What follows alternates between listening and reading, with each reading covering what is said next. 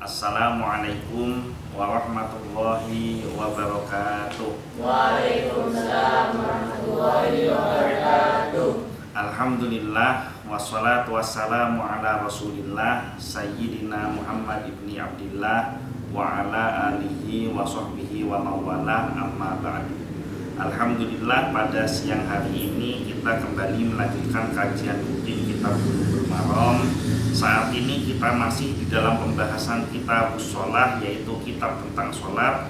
Bab yang ke-6, babul masajid, yaitu bab tentang masjid-masjid. Hadis yang ke 203. Wa an Aisyah radhiyallahu anha, dan dari Aisyah radhiyallahu anha qalat, beliau telah berkata, usiba. Ada yang tahu apa itu usiba? Usiba, apa? Bilang apa tuh? Ya betul. Betul, usibah itu artinya musibah. Usibah itu tertimpa musibah. Usibah Sa'dun, Sa'ad. Jadi ada seorang sahabat namanya Sa'ad. Usibah, tertimpa musibah. Yaumal Khandaq, pada hari peperangan Khandaq. Nah, kira-kira apa musibahnya? Sa'ad tetap iya, dia musibah di dalam peperangan. Nah, itu kira-kira musibahnya apa? Saat tertimpa musibah di dalam peperangan. Nah, orang kalau dalam perang itu musibahnya apa? Satu, mati. Dua, terluka. Betul ya. Jadi musibahnya itu mati atau terluka. Itu sudah, orang dalam perang cuma dua itu musibahnya, mati atau terluka. Baik menang ataupun kalah, yang menang pun tetap bisa punya potensi mati dan terluka gitu. Jadi dua itu musibahnya. Nah, saat ini yang dimaksud tertimpa musibah adalah musibah terluka. Jadi bukan mati, terluka. Usibah Sa'dun yaumal Khandaq, saat terluka pada hari di mana peperangan Khandaq terjadi. Fadharaba alaihi, fadharaba. Dharaba itu artinya apa? Harfiahnya memukul. Siapa yang jawab memukul? Oh, saya pikir khas, sempat terpukau saya khas. Iya. Guru tidak jadi terpukau, bukan khas yang jawab. Doroba itu artinya memukul. Tapi yang dimaksud di sini bukan memukul, tapi bergerak cepat. Fadoroba, karena mukul itu kan gerakannya pasti cepat. Ada orang mukul slow motion. Kan tidak mukul kan kalau slow motion. Jadi maknanya itu doroba itu bisa berarti bergerak cepat. Bergerak cepat untuk apa? Fadoroba alaihi Rasulullah sallallahu alaihi wasallam. Fadoroba, maka bergerak cepat, alaihi, atas kejadian ini. Kejadian apa? Kejadian alaihi. Hi itu kan nya. Hi-nya itu ke siapa domirnya? Domirnya ke siapa itu? Nah, kepada Sa'ad. Jadi Rasulullah bergerak cepat. Siang ini banyak yang pintar ya. Rasulullah bergerak cepat atas kejadian di mana Sa'ad terluka. Khaymatan, bergerak cepat khaymatan, untuk membangun tenda. Jadi khaymah itu artinya tenda. Khaymatan fil masjidi, untuk membangun tenda di dalam masjid. Jadi tendanya itu dibangun di dalam masjid. Kamu jangan bayangkan masjidnya yang pada zaman Rasulullah itu sama dengan masjid zaman sekarang. Kalau zaman sekarang kamu pasti ketawa kan, ngapain bangun tenda di dalam masjid. Kalau zaman Rasulullah itu lantainya itu berupa tanah, tiangnya itu kadang-kadang berupa pohon, kayu atau pohon, atapnya itu berupa daun-daunan. Sehingga wajar untuk mendirikan tenda di dalam masjid. Liya'udahu, untuk mengunjunginya, min qarib, dari dekat. Jadi Rasulullah mendirikan tenda di dalam masjid. Tujuan dari Rasulullah mendirikan tenda adalah untuk gampang mengunjungi Sa'ad, karena Sa'ad dirawat di dalam masjid, sehingga tendanya juga dibangun di dalam masjid supaya Rasulullah mudah mengunjungi Sa'ad karena jaraknya dekat. muttafaqun alaih, diriwayatkan oleh Imam Bukhari dan Muslim. Faham redaksi kata-kata hadisnya? Kita lanjutkan kepada syarahnya. Sebelum sampai kepada syarah, kita bahas dulu sosok yang dibahas di dalam hadis ini, yaitu Sa'ad. Siapakah Sa'ad itu? Karena banyak sahabat Nabi yang namanya Sa'ad. Salah satunya yang paling terkenal, salah satu dari 10 sahabat Nabi yang dijamin masuk surga, namanya Sa'ad bin siapa? Sa'ad bin Anas bin Malik. Sa'ad bin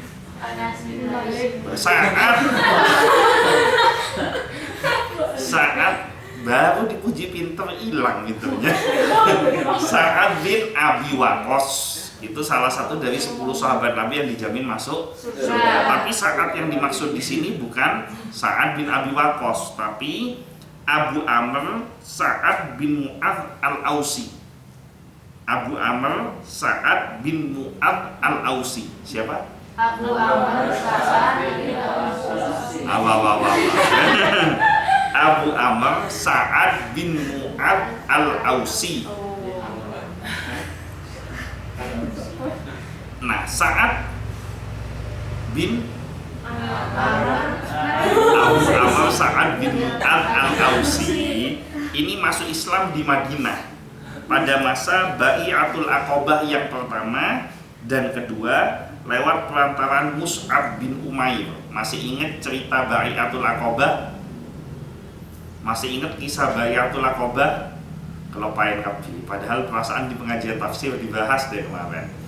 Jadi orang Madinah, kemarin tuh duluan mana? Malam Selasa dengan malam Jumat?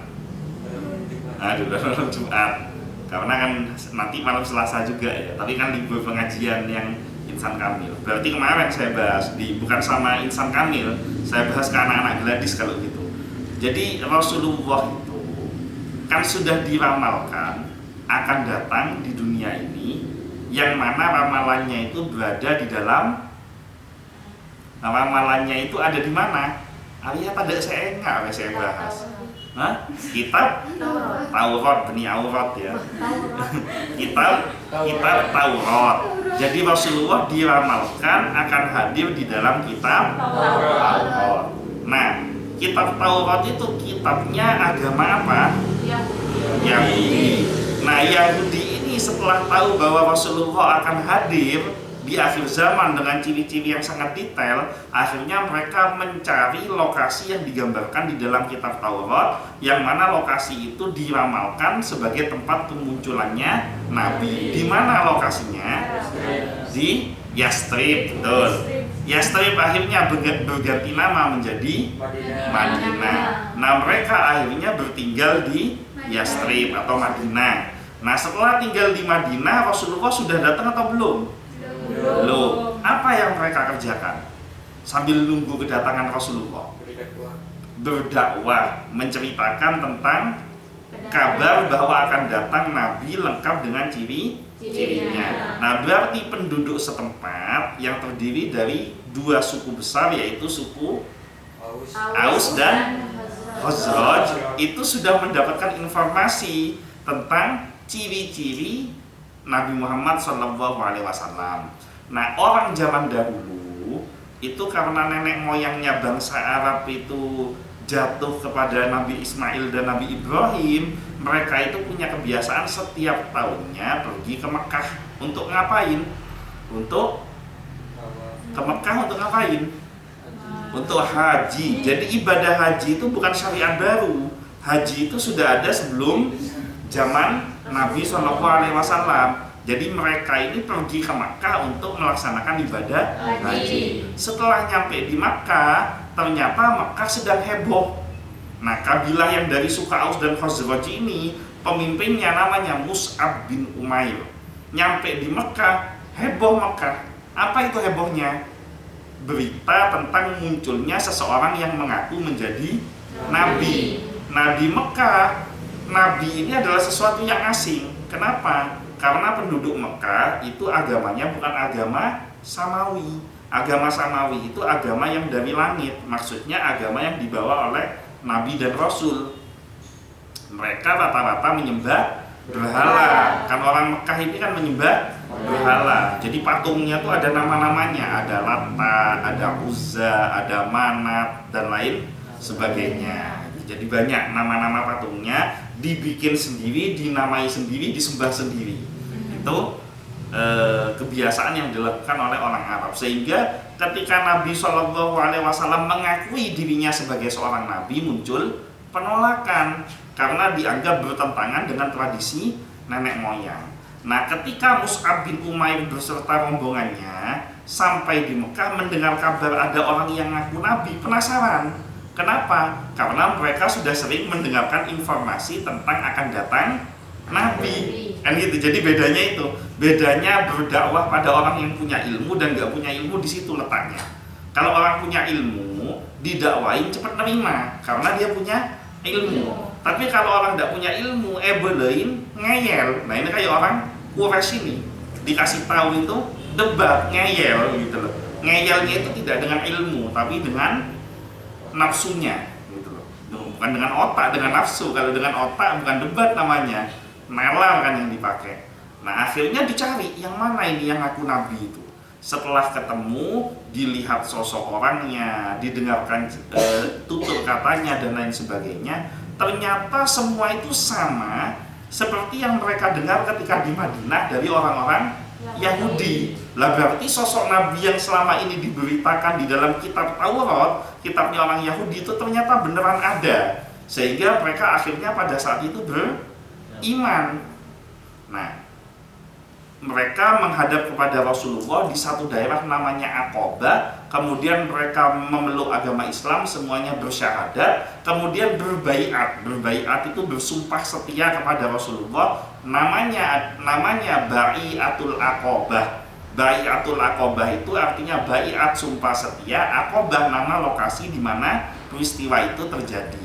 Nah, Baiatul Aqabah ini terjadi 2 kali. Jadi dalam riwayat, kalau saya tidak keliru ya, karena sudah terlalu lama tidak pernah baca sejarahnya, seingat saya yang pertama datang itu 12 orang yang dipimpin oleh Mus'ab bin Umair. Kemudian tahun depannya musim haji lagi, ini datang lagi dengan total sekitar 80 orang.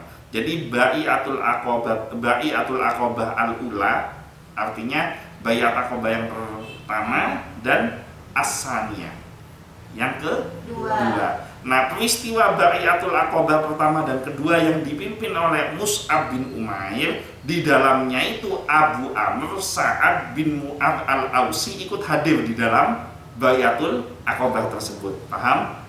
Jadi sosok Sa'ad yang diceritakan ini adalah salah satu orang yang awal-awal memeluk agama Islam dari penduduk Madinah. Nah, mereka ini nantinya akan disebut sebagai kaum Ansor. Jadi cikal bakal kaum Ansor ini dari Mus'ab bin Umair dan rombongannya yang melakukan Baiatul Aqabah. Ini biar tahu sejarah kamu ya. Nah, ketika ia masuk Islam, ikut pula Bani Abdul Ashhal. Nah, itu bedanya. Kalau di Madinah, ketika tokohnya masuk Islam, itu dia pengikutnya semua rata-rata memeluk agama Islam. Dan teknik dakwahnya Rasulullah salah satunya adalah bukan mendakwai masyarakat biasa, tetapi yang didakwai adalah pemimpinnya. Karena dengan keyakinan kalau pemimpinnya Muslim, maka nanti rakyatnya akan ikut Muslim. Nah, ini yang terjadi salah satunya kepada Abu Amr Sa'ad bin Mu'ad al-Ausi, masuk Islam, akhirnya sukunya Bani Ashhal juga ikut masuk Islam. Rasulullah Shallallahu Alaihi Wasallam menggelarinya dengan Sayyidul Ansor. Jadi Abu Amr Sa'ad bin Mu'ad al-Ausi mendapatkan gelar kehormatan dari Rasulullah, yaitu Sayyidul Ansor, artinya pemimpinnya orang-orang Ansor. Ia mengikuti perang Badar dan Uhud. Jadi setelah ini dia waktu perang ikut terus. Perang Badar beliau ikut, perang Uhud beliau ikut. Nah, beliau juga mengikuti peperangan Khandaq.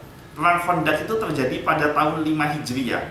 Perang Khandaq itu artinya perang parit, perang selokan. Kenapa? Waktu itu umat Islam dikepung.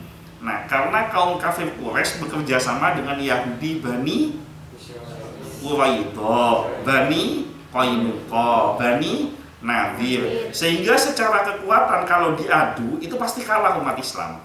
Dan kota Madinah ini dikepung. Nah, akhirnya kabar ini terdengar kepada Rasulullah, rencana penyerbuan ini. Maka ketika itu para sahabat bingung bagaimana menghalau para kaum-kaum kafir Quraisy dan Yahudi ini. Muncullah sosok seseorang sahabat yang punya ide untuk menciptakan hondak atau parit. Nama sahabatnya asalnya dari Persia, agamanya asalnya Majusi, memeluk Islam, namanya Salman Al-Farisi, bukan yang ini. Jadi hondak itu tokohnya itu, aktor utamanya itu Salman Al-Farisi itu. Jadi kenapa hidungnya sampai merah? Karena bikin parit.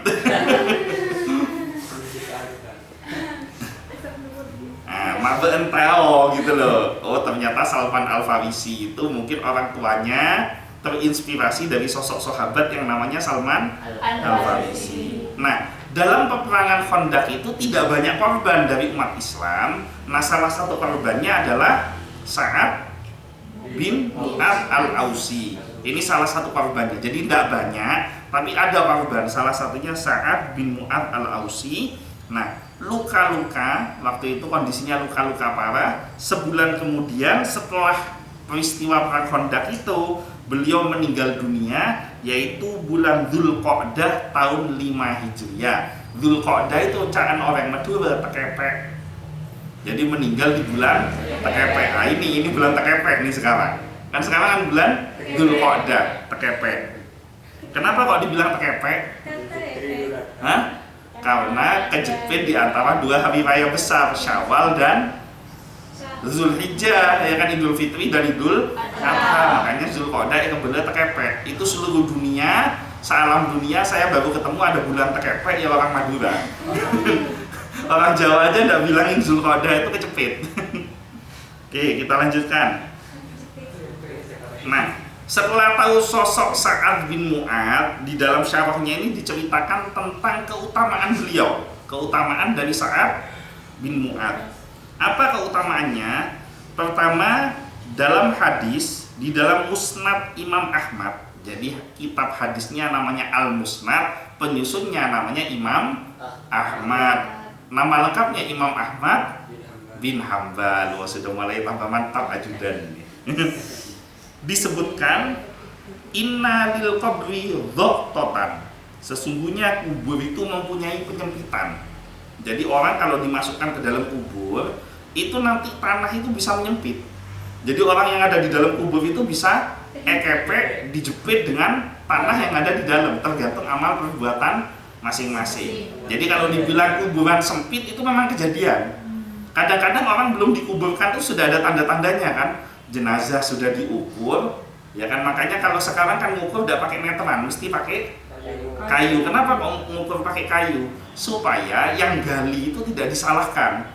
Karena berapa kali kejadian sudah digali, ukurannya sudah benar, jenazahnya dimasukkan, tidak bisa masuk karena kuburannya sempit. Nah, itu si yang yang menggali itu membuktikan ini loh, patokannya kayu. Kayunya ditempelkan ke jenazahnya, tingginya sama, kayunya dimasukkan ke kuburan, kayunya bisa masuk. Giliran mayatnya, jenazahnya yang dimasukkan tidak bisa masuk. Kenapa? Karena tanahnya nolak, menyempit. Itu ada kejadian, padahal belum masuk. Nah, bayangkan kalau jenazah itu akhirnya sudah dimasukkan. Berapa kali kan kejadian akhirnya digali, nyempit lagi, digali, nyempit lagi. Akhirnya jenazah ini dipaksa masuknya dengan cara ditepuk kan ke dalam liang lahat itu. Jadi jangan cek teng orang ngodi ya. Karena kita tidak tahu nanti ketika dikubur itu kita itu nasibnya gimana dalam proses mulai wafat sampai dimakamkan. Innalil qabri dhaqtatan. Sesungguhnya kubur itu mempunyai sifat penyempitan. Walau kana ahadun najian minha najian. Walau kana ahadun najian. Jika ada seorang yang selamat dari penyempitan kubur itu, naja minha Sa'dun ibnu Mu'adz, maka orang yang pertama selamat dari penyempitan kubur itu adalah Sa'ad bin Mu'adz. Yang selamat banyak, tapi orang pertama yang akan selamat dari kuburan yang sempit itu adalah Sa'ad bin Mu'ad. Berarti artinya apa kalau digambarkan begitu dengan Rasulullah? Itu kira-kira apa kalau penangkapan kalian? Artinya apa? Kira-kira Sa'ad bin Mu'ad ini jadi penghuni apa kalau begitu? Ya pasti penghuni surga, orang kuburannya aja diluaskan, apalagi di dalam surga. Abdu ini ada di dalam hadis riwayat Ahmad. Syekh Syu'aib Al-Arnaud mengatakan bahwa hadis ini sahih. Abdullah bin Abbas radhiyallahu anhuma meriwayatkan bahwa Nabi sallallahu alaihi wasallam bersabda, "Lau naja ahadum min dhammatil qabri," jikalau ada seorang yang selamat dari penyempitan kubur, la naja Sa'ad bin Mu'ad, niscaya Sa'ad bin Mu'ad akan selamat. Maksudnya jadi orang yang pertama selamat. Walaqad dhumma dhammatan, akan tetapi sungguh kuburnya telah disempitkan dengan sangat sempit. Summa ruhi anhu, kemudian dilapangkan setelah itu untuknya. Jadi itu keutamaan dari Sa'ad bin Mu'ad Al-Ausi, bahwa beliau itu adalah orang yang dilapangkan kuburannya. Ini disampaikan oleh Nabi Sallallahu Alaihi Wasallam. Kita lanjutkan syarahnya. Sosok Sa'ad bin Mu'adnya sudah, kemudian keutamaannya sudah, maka kita lanjutkan syarah dari hadis ini. Yang pertama, hadis ini jadi dalil bolehnya mendirikan tenda di dalam masjid untuk orang sakit walaupun orang tersebut terluka jika memang ada maslahat. Hadis yang sebelumnya ada kaitan nggak dengan hadis ini? Hadis yang kita kaji kemarin ada kaitan nggak? Hah? Ada apa kaitannya? Nah, hadis yang kemarin itu kan masjid harus dijaga kebersihannya. Itu menceritakan tentang apa? Menceritakan tentang apa hadis itu? Yang diingat judulnya habis tanya ke saya, soalnya isinya ada ingat. Menceritakan tentang larangan melaksanakan hukum qisas di dalam masjid. Kenapa kok tidak boleh? Karena takut masjidnya najis atau kotor. Najis dari apa? Dari darah. Nah, hadis ini menceritakan bahwa Rasulullah bangun tenda di dalam masjid untuk mudah mengunjungi saat yang sedang terluka. Berarti saatnya juga dirawat di dalam masjid. Nah, artinya hadis ini menjadi dalil bahwa merawat orang yang terluka di dalam masjid dan membangun tenda di dalam masjid itu dibolehkan walaupun darahnya najis, dengan catatan satu, pusat pengobatan terdekat jauh. Kalau di Pujem tidak boleh karena puskesmas dekat. Jadi kalau terluka masukkan ke puskesmas, jangan rawat di dalam masjid. Ini yang dibahas pusat kesehatan jauh, balai pengobatan jauh, maka satu-satunya tempat berteduh itu ada di masjid, maka dibolehkan untuk dirawat di dalam masjid walaupun itu mengotori. Kenapa? Karena ada maslahat. Ada maslahat. Apa maslahat itu? Artinya maslahat itu apa? Puskesmas jauh. Artinya maslahat itu kebaikan. Jadi boleh dikerjakan karena ada maslahat atau kebaikan. Yang kedua, walaupun boleh merawat orang sakit di dalam masjid, boleh mendirikan tenda dengan tujuan-tujuan yang sifatnya untuk maslahat, kebersihan masjid tetap diperintahkan untuk dijaga. Ketiga, masjid saat ini alhamdulillah ya, sudah memiliki ruangan khusus untuk merawat orang sakit. Ada kan beberapa masjid sudah punya ruangan khusus untuk merawat orang sakit. Kalau di sekolah dulu ada namanya UKS. Masih ada nggak sampai sekarang? Nah, kalau di masjid ada namanya UKM, unit kesehatan masjid. Itu kata saya. Karena saya tidak pernah nemu di masjid UKM, tidak ada ya. Unit kesehatan masjid. Jadi kalau sudah ada unit kesehatan masjid, tidak perlu dirawat di dalam masjid, taruh di ruangan yang untuk memang perawatan orang sakit. Nah, itu sudah cukup untuk menggantikan tenda. Jadi nggak perlu saya mengikuti sunnah Rasulullah. Ada orang sakit, saya bangun tenda di dalam masjid. Lihat dulu kondisi masjidnya, karena kondisinya Rasulullah tidak ada ruangan-ruangan seperti masjid yang sekarang. Yang keempat, hendaklah memuliakan seorang tokoh dan orang yang terdahulu masuk Islam dengan memberikan perhatian kepadanya. Jadi Rasulullah mencontohkan sebenarnya beliau tanpa mendirikan tenda di dalam masjid saat ini tetap dirawat atau tidak? Pasti akan dirawat oleh para sahabat yang lainnya. Tapi kenapa Rasulullah sampai secara khusus mendirikan tenda di dalam masjid? Karena Rasulullah ingin menunjukkan perhatian, memuliakan dan menghormati Sa'ad bin Mu'adz al-Ausi atas jasanya sebagai Sayyidul Ansor dan orang yang memeluk agama Islam kelompok pertama dari kalangan kaum Ansor. Nah, artinya apa? Orang yang punya keistimewaan di dalam urusan agama hendaknya dimuliakan, dihormati dan diperhatikan. Jadi itu lengkap tiga, dihormati, dimuliakan, diperhatikan. Yang ketiga ini yang suka jarang. Kamu kalau ketemu guru ngajinya yang ngajarin alif ba ta sa, itu kalau ketemu nyabis. Nyabis itu ngerti artinya nyabis? Nyabis itu salaman, tapi di tangannya itu ada uangnya, bukan ada amplop. Bukan amplop, ada esena gitu. Ada yang nempel di tangannya, itu namanya nyabis. Jadi kalau ketemu guru yang ngajarin ngaji itu nyabis.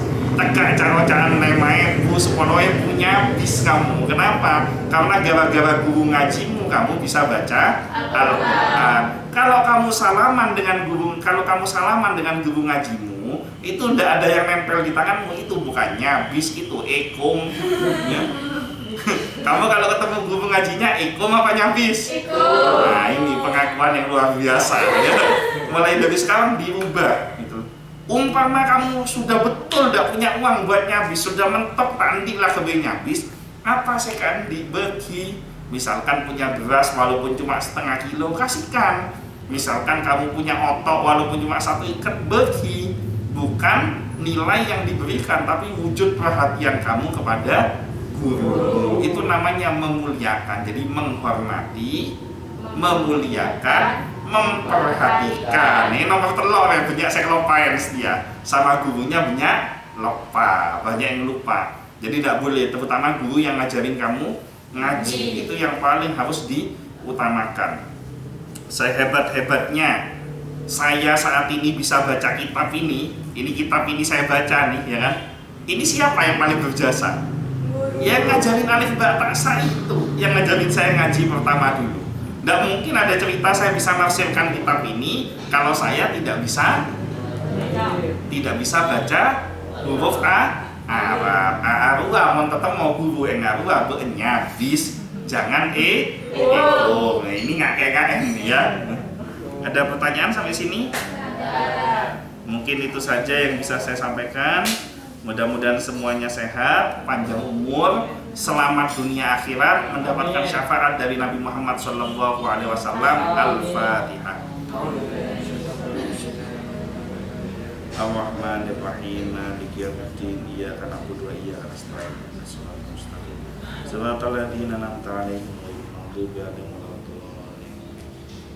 Sekian dari saya, kurang lebihnya mohon maaf. Wallahul muwaffiq ila aqwamit thoriq wa billahi taufiq wal hidayah. Wassalamualaikum warahmatullahi wabarakatuh. Waalaikumsalam warahmatullahi wabarakatuh.